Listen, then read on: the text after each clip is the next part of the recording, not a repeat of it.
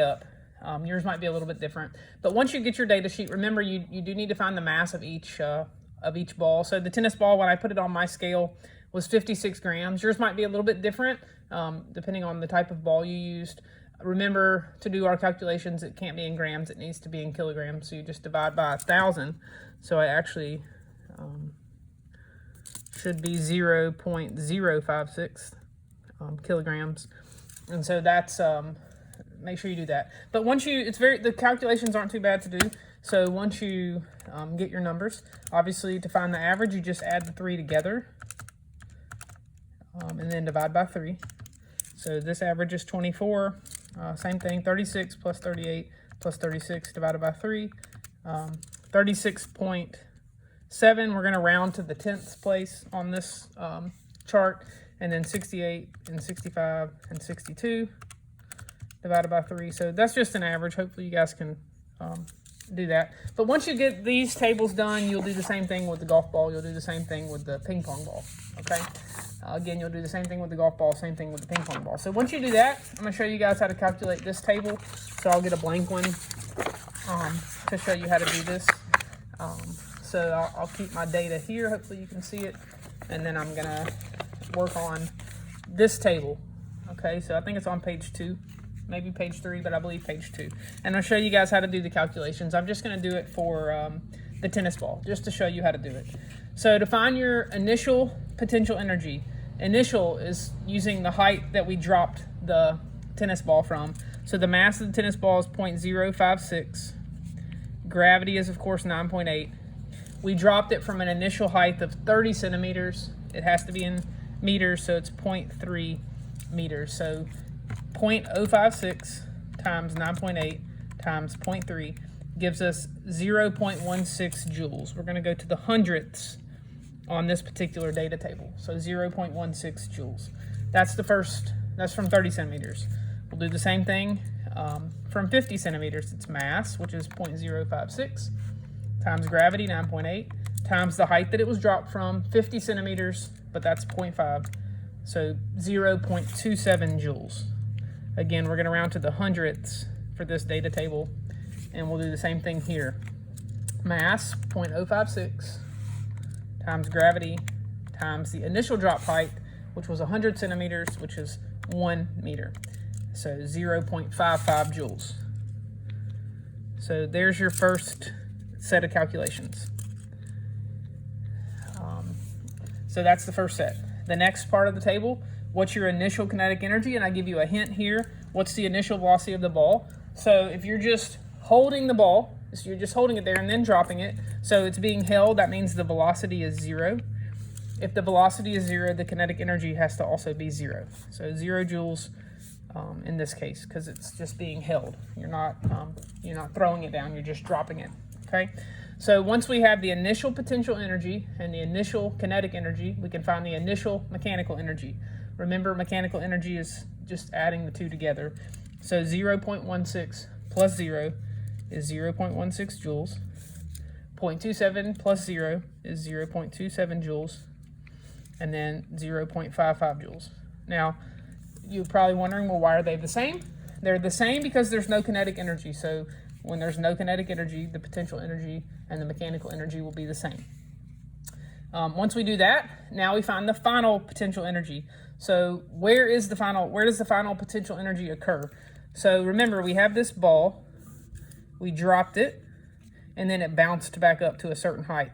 This is where your final potential energy occurs. So it's the height that the ball bounced back up to.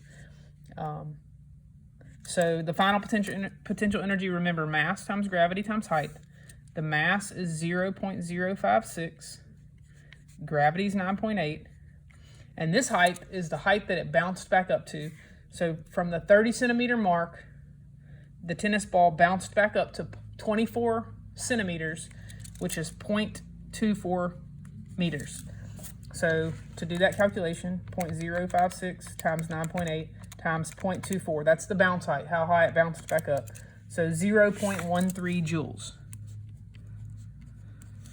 So you can see the tennis ball started off with 0.16 joules of potential, but it only ended with 0.13. It didn't bounce back up as high, so this number should always be less. We'll do the same thing with the 50. Mass times gravity times how high did it bounce back up? It bounced back up 36.7 centimeters, which is 0.367. Do that math. 0.056 times 9.8 times 0.367. 0.20 joules. Y'all, I put this one in the wrong. 0.13 should go right here. Joules. Okay. And then we'll do the last one. So mass, I'm not going to write it out. I think you can see it. Mass times gravity times how high did it bounce back up? It bounced back up 65 centimeters, which is 0.65. So 0.36 joules is the final potential energy. Next column, it says what's the final kinetic energy. So again, remember the ball dropped, it hit the ground, it bounced back up, and it stopped at that point. Again, it dropped, hit the ground, bounced back up, and stopped. So if it stopped, there's 0 joules of kinetic. So what this is basically saying is we started out with no kinetic and we ended with no kinetic. So again, we started out not moving and we ended not moving. So that's why both of those numbers are 0. Once we have that, going on to the next page. So that's right here.